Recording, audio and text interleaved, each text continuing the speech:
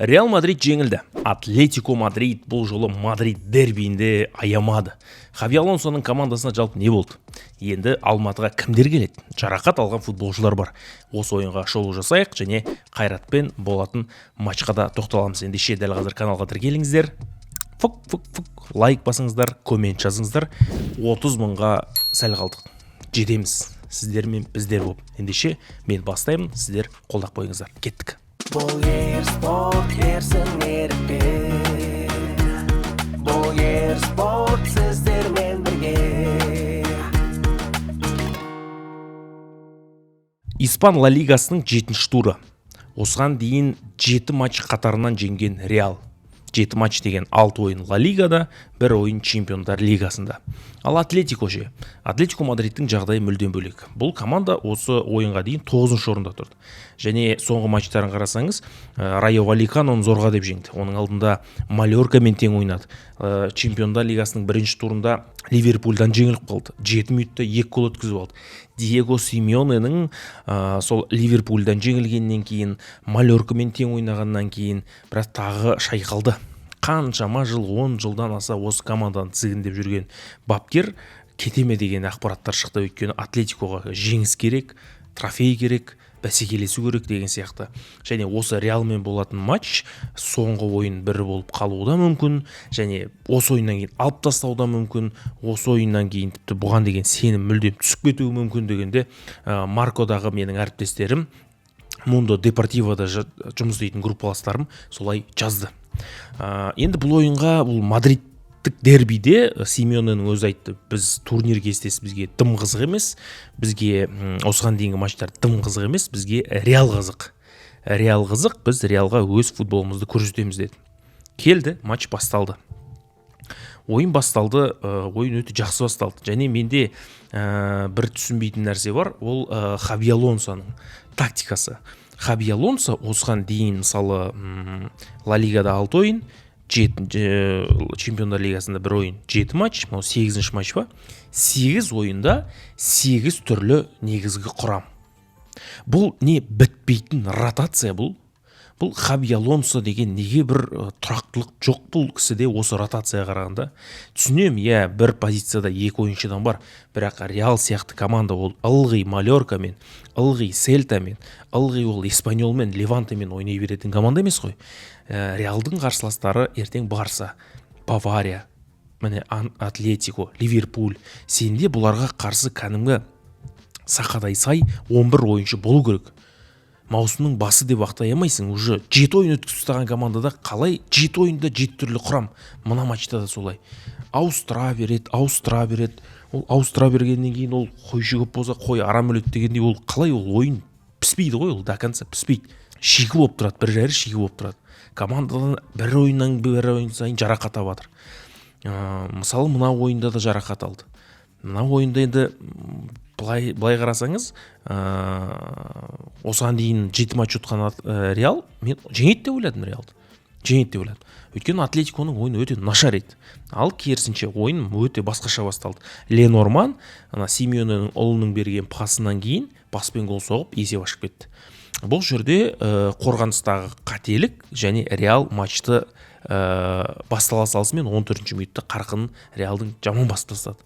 Бірақ жылдам араға бір 10 минут салып, Килиан Мбаппе ардагерлердің пасынан кейін өзінің үйреншікті әдісі бір қабылдайды, сылқ еткізіп тебеді, тура солай есеп теңестірді.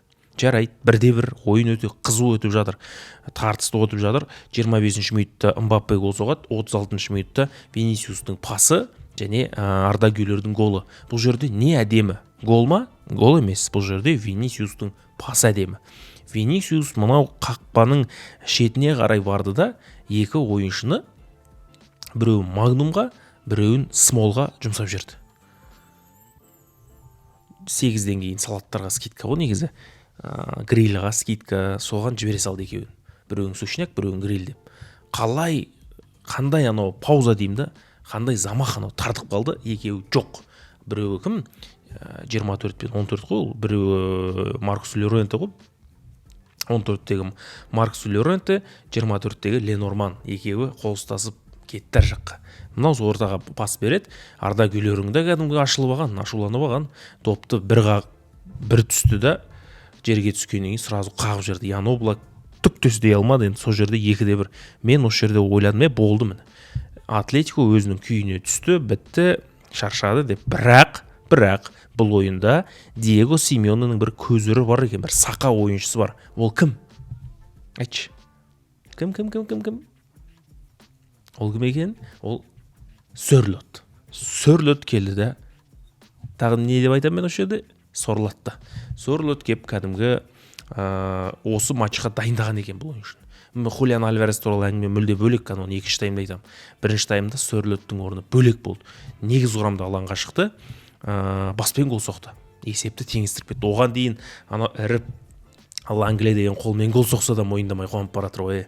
Сонда бұл жерде камера жоқ па, бұл жерде адам жоқ па, оны көретін. Әйтеуір кетіп баратыр ғой. Есептеп қалар деген оймен есептемеді. Одан кейін артынша тура бірінші тайм соңында гол соғып, қайта гол раздевалку деген бар ғой бұл жерде. Үзіліске дейін есеп теңестіріп, Атлетико біраз ширап алды негізі. 15 минут үзіліске кетеді. Диего Симеоне деген аузынан ақ ит кіріп көк ит шығады. Ақпағұлақ ағып кетсе, ақпағұлақ қайтсаң ағып кетеді, құймағұлақ қайтсаң құйып алады деген сөз бар ғой. Бәрі құймағұлақ болып шығады, олардың бәрі құйып алады оны айтқанын. Сөйтіп бастала салысымен пенальти белгілейді. Енді ол жерде Арда Гүлердің қателігі, аяғын басына көтеріп жібереді. Енді ол жерде Гүлерді бір кінәлай алмайсың, енді топты қағып алып кетем деген. Сол пенальтиді Хулиан Альварес ешқандай алаңсыз 100% тамаша орындап, бұл ойынның есебін 3-2 қылады. Матчтың 51-ші минутында. Осы пенальти Реалды сындырады. Осындай звук шығады, сындырады Реалды. Сол уақытта, содан сәл алдында, 2-3 минут бұрын Эдер Милитао жарақат алып, алаңнан кетіп қалады. Оның орнына Асенсио шығады. Енді сіз қараңыз. Реалдың қорғанысындағы жарақат. Трент Александр-Арнольд, Эдер Милитао, Рюдигер және Менди. 4 қорғаушы 4 жерде тұрады. Жоқ. Сонда кім ойнайды? Алматыда кім ойнайды? Сонда Қайрат қарсы. Карвахалың ойнамайды, ол дисквалификация. Трент ойнамайды. Мына жақта Вальверде ойнады, оң жақта. Ортада Асенсио ойнайды. Асенсионың жанында Дин Хейсен ойнайды. Сол жақта кім ойнайды? Каррерас ойнайды, нормально екен, қорғанысы бар екен. Былай қарасаң. Асенсио ойнап береді ғой енді. Бірақ мына қорғаныс негіз әлсіздеу, Реалдың. Әлсіздеу. Мен гол соғам деп айтпай қойын, бірақ біздікілер гол соғуға болады. Эдер Милитаоң да жарақат алған дұрыс болды. Сөйтіп Асенсио шықты. Одан сайын қорғаныс әлсіреді. Ол Асенсио деген білесіздер, бала жастық қылатын, мастық қылатын жігіт. Альварес 3-2 қылды. Ойын сынды. Реал бітті осы жерде. Содан кейін келеді да Хулиан Альварес тағы да айып тобынан гол соғады. Тибо Куртуаның қақпасына. Бірінші рет тепкенде ар жақ бұрышқа тепеді, ол қисық кетіп қалады. Екіншісін айналдырып жақын бұрышқа деп қадайды ғой. Тибо Куртуа үлгермейді. Өзі мынау Реалдың әлсіз жері, бұл стандарт. Реал бұрыштамадан гол өткізіп алады, Реал осында айып тобынан гол өткізіп алады. Хулиан Альварес дегенің кәдімгі ойыншыны Сити ғой, қалай жіберіп қойған мына ойыншыны. Мынау алтын доп алады, 2026-та осылай жалғастыра беретін болса, мынау Хули алтын доп алады, неге алмайды Хули Альварес алады. Мынандай ойын жалғастыра берсе, 4-2 бір өзі құтқарып қалды Атлетиконы, бір өзі жеңіс сыйлады Атлетико. Жарақатымен өткенде Ливерпуль қарсы ойнай алмады. Енді міне қайта оралды қаһарман. Мына жігіт ойнап береді ертең. 4-2 қылды. Одан кейін жылдың басынан ақпан айынан бастап гол соға алмай жүрген Гризман бір жыл болып қапты ғой Ла Лигада гол соғып қойғаны. 5-ші гол соғып 5-2 қылады ғой есепті. 5-2 Атлетико Мадрид жеңіске жетеді. Пожалуйста. Міне Мадридтік дербидің ерекшелігі осында. Бірінші рет жеңілді Хави Алонсо биылғы маусымда. Бірінші рет ұпай жоғалтты, оның үстіне бірінші рет разгром болды. ПСЖ-дан разгром болған есімде, осы жолы осындай жағдай болды міне. Соңғы рет 2015 жылы 4-0 ұтқан Атлетико. 10 жылдан кейін 5-2 ұтып отыр міне. көрдіңіздер ме? Қандай бұл арақашықтық. Диего Симеонеге риза болдық. Соның тілеуін тілеп оттық негізі. Осы кісі де жақсы еді ғой негізі деп. Енді ол кісі қалатын болды. Енді Реалды ұтып тұрсаң кім қуып жібереді сен? Реалды ұтқаннан кейін одан тағы да 5 жылға контракты бере салады оған. Сондықтан да бұл ойында Атлетико өз-өзіне ұқсамады. Осы ойынға өте бір мықты дайындалып келген екен. Енді бұл жерде Хаби Алонсо өзінің бір қателігін де мойындай қоймайды екен негізі. Сондай бір бетбақтау ғой деймін. Жаңағы құрам бар. Мен Джуд Беллингем шығарып қояды. Джуд Беллингем деген иығына жарақат, иығына ота жасатып, операция жасатып келген адам ғой. Оның негізі анау қазан айында оралады деген, октябрьде келеді деген. Ол ерте келіп апты. Онына қоймай шақырып алған ғой, WhatsApp-ына қайта жазып, қашан келесің деп. Келіп алған.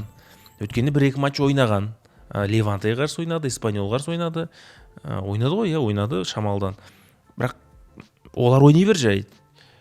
Бір иықпен жүріп отырсың ғой оларды. Мына жерге сен екі иық керек қой. Сен маған неге тастай саласың? Джуд Беллингем деймін. Ол әлі дұрыс бабына келген жоқ. Осы жігітті шығарып қояды негізі орамға. Қайта Камавинга қосал құрамда бастайды. Ол да 4,5 ай ойнамаған ғой. Бірде аяғы, бірде анау, бірде мынау, ол да жарақаттан енді оралып қатарға қосылып келе жатыр. Енді бұл жерде екеуі әйтеуір келді ғой жарақаттан аяп. Екеуінің трансфермаркеттегі құнын алып қарасаң, біреуі 180, біреуі 60 миллион евро тұра ма, сондай ғой. 240 миллион евро тұрады. Қайраттың бағасы 13 миллион евро ғой мысалы. Неше есе? 1040 дей салайық, енді оны қайтесің есептеп? 1040 есе ғой, разница ғой, 2 евро құны мысалы. Біреуін алып қарасаң. Бірақ енді бұл жерде құнын ойнамайды, ақша ойнамайды, бұл жерде таза командалық ойын. Реал сынды. Сынғанды не істеу керек? Тағы сындыру керек. Жығылғанға жұдырық деген бар. Мынау менің жұдырығым емес, мынау халықтың жұдырығы дегенді көрдіңіздер ме TikTok-тан? Мына жұдырық дейді, бұл сенің жұдырығың емес дейді. Мына жұдырық қазақтың жұдырығы дейді. Егер мына жұдырық мұқалса, қазақтың жұдырығы ар намысы мұқалды деген сөз.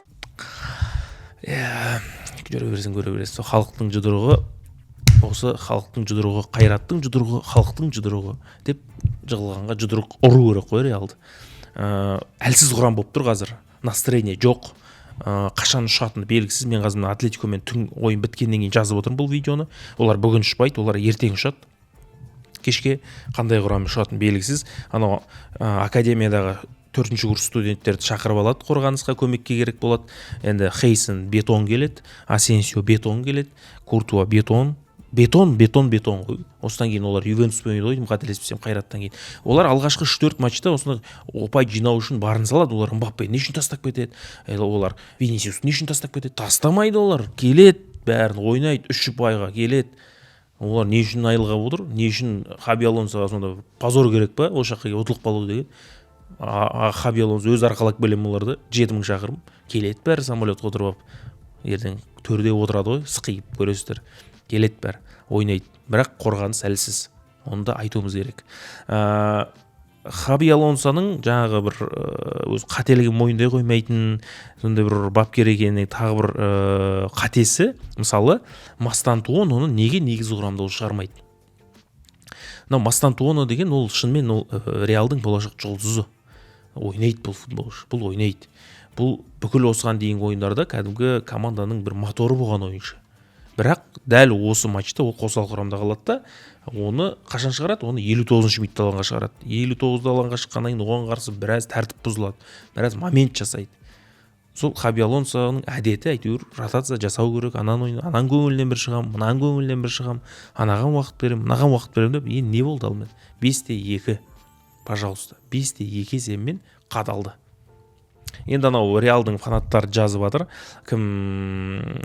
Хулиан Альварес айып тобын орындаған кезде Ленорман дұрыс тұрмаған, судья соны қарамаған деп.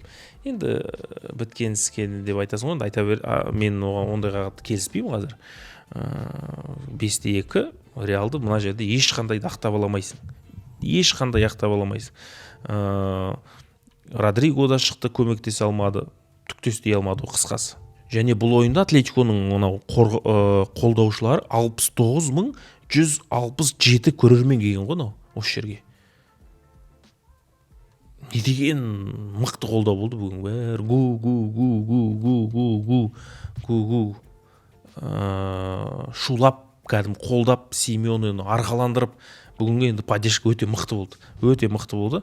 Соның нәтижесі ғой, жеңіске жетті бұл команда. Мысалы 2024 жылдан бері алып қарасаң, осы екі команда 7 рет ойнаған екен, бір-бірімен. Чемпиондар лигасы бар, Ла Лига бар.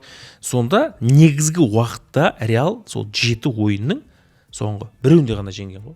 Көрдіңіз ба? Атлетико ең ыңғайсыз қарсылас болып тұр ғой қазір. Баяғы Годин, Хуан Фран, Кокелардың кезіндегі ол басқа еді. Ол дерби басқа, қазіргі басқа. Бірақ қазіргі де жаман басталып жатқан жоқ. Қазіргі де жақсы. Бұл екі команданың алдағы ойында мен көретін едім, түңіште болса да көресің. Бұрынғы сол дербиді енді бір еске түсіріп келе жатқан сияқты. Енді Реал бірінші рет жеңілді, көңіл күй жоқ. Травма алған ойыншылардың қатары көбейіп жатыр. Біраз ойыншылар келмейді. Мысалға жаңағы Карвахаль келмейді, Арнольд келмейді, Рюдигер келмейді, Милитао келмейді, Менди келмейді, 5 ойыншы жоқ деген сөз. Екеуі шалажансар жарақаттары бар, екеуінде жаңағы Беллингем мен Камавингадан Мбаппе аттай шауып тұр, енді әңгіме жоқ. Родриго да ойнап береді, Массантоно да ойнап береді, Брайм Диас да ойнап береді, Винисиус да ойнап. Енді бұлардың шабуылы мықты, бірақ қорғанысы жоқ. Бізде Қайраттың жағдайы енді ол жерде түсінікті, ешқандай өзгеріс жоқ. Қалмырза қақпада тұрады, Дастан шабуылда ойнайды, ортада Офри Арат ойнайды, қорғаныста Мартинович сияқты ойнайды. Бұл жерде енді бізде бұл елдегі тарихи матч. Бұл Қайраттың тарихындағы тарихи матч. Бұл матчта қолдау ерекше болады, ешқандай күмән жоқ. Бұл матчта мен жүргіземін, мен комментатор боламын, мен Қайратқа жанкүйермін. Қайраттың тілеуін сіздер сияқты мен де тілеймін. Реалдың фанаты ерсін деген ол бос әңгіме. Ол әріптестердің айтатын ол бос әңгіме. Реал по делу Атлетикодан ұтылып қалған. Реал мына ойында бір қырып жояды дегенге де мен сене қоймаймын, өйткені құрам әлсіз, құрамда өзгерістер бар. Оның үстіне біз таудың етегіндегі стадион, алаң бар, ауа райы бар, болельщиктер бәрі әсер етеді. Және бұл матчта енді ерсін соңғы ойындарда жеңіліп жүргойсыз жүргізген ойындар деген сияқты. Ол енді бос әңгіме, ол да бос әңгіме. Мен жүргізген кезде Дания, Қазақстан камбэк жасаған. Мен жүргізген кезде Астана Чемпиондар лигасында керемет ойын көрсеткен. Мен жүргізген кезде Қазақстан Евроға бір табан жақын болған, Ұлттар лигасын жеңген өз тобында. Адиевтің жеңісті ойындарының бәріне мен комментатор болғам. Бұл даланың ерлері деп ән шырқағам. Және деп Абатпен бірге Абаттың тепкен добымен қақпаға кіріп кеткем. Шацкиймен бірге пенальти қайдарған Македонияға қарсы ойында. Зайнудиновты үздік сұрмерген қылғанбыз бірге эфирде отырып. Соңғы ойындарда футзалдан Қазақстан құрамасы Италиядан жеңіліп қалды. Енді ол кезде түрлі себептер бар. Бұл енді біздің әріптестеріміздің тарапынан айтылатын әзіл, өзіміздің арамыздағы қалжың. Сондықтан да бұл комментаторға дым қатысы жоқ әңгіме. Ол фарт, не фарт, ол айдалада жүргізіп отқан адамға дым қатысы жоқ әңгіме. Қайрат командасын Слован Братиславамен ойында біз 1-0 жеңіп, Дастан Сәтбаев пенальтиден гол соқты. Сол ойында Алматыда жүргізген мен. Сондай қызықты эфирлер болған. Енді осы жолы фарт не фарт, мен фарт арқылы жеңгіміз келмейді Реалды. Біз по делу өз күшімізбен, ешқандай сәйкестік бір кездейсоқ емес, кәдімгі мінезбен, рухпен, өзіміздің қолдаумен сенсация жасағымыз келеді. Сол үшін де Қайратқа алдағы ойында тілектес болайық, қолдау білдірейік бір командаға. Билет алғандарды құттықтайын, билет алмағандар 500 мың, 1 миллионға шығындалудың дымда қажет жоқ. Бұл бір ғана 90 минут ойын. Мен де бір кісідей футболға қызыққам, бірақ ондай бала-шағаның аузынан жырып, біреуден қарыз алып, займ алып, кредит алып, футболға барудың ондай азартқа берілудің қажеті жоқ. Теледидардан, повтормен, менің жүргізуімен, Ербол Қайыров екеуміздің көрген өте жақсы деп ойлаймын. Перерыв кезінде ыстық шай ішіп, отбасыңызбен, сол жақсы. Алматыда бір жөні болар дегенмен жолға шығып кетудің дым қажеті жоқ. Бір жөні болмайды. Реал сосын да бір сізге басқа бір қызықты ойын бұйырып тұрған шығар. Мадридтегі ойын бұйырып тұрған шығар. Қайраттың финалдағы ойыны бұйырып тұрған шығар. Сантьяго Бернабеуде өтетін. Сондықтан да бәрі мүмкін. Өзімді қазір ерсін ерік емес, ерсін әміре сезініп кеткен жайым бар. Бірақ ерсіндер мықты деп тығып жіберейін осы жерде. Үлкен рахмет қолдауларыңызға. Реалға сәттілік, Қайратқа жеңіс. Комментарий жазыңыздар, өз ойларыңызды айтыңыздар. Каналды 30 мыңға жеткізейік, подписацияны басыңыздар, сіздер үшін тырысамыз, бірге футболды көтерейік, бірге жанкүйер болайық. Алақандай ғана өзі футболды талқылайтын адамдармыз, кішкене өзі көп те емеспіз, сондықтан да бізді де қолдап қойыңыздар. Үлкен рахмет, кездескенше аман сау болыңыздар. Бұл спорт ерсін ерікпен. Бұл спорт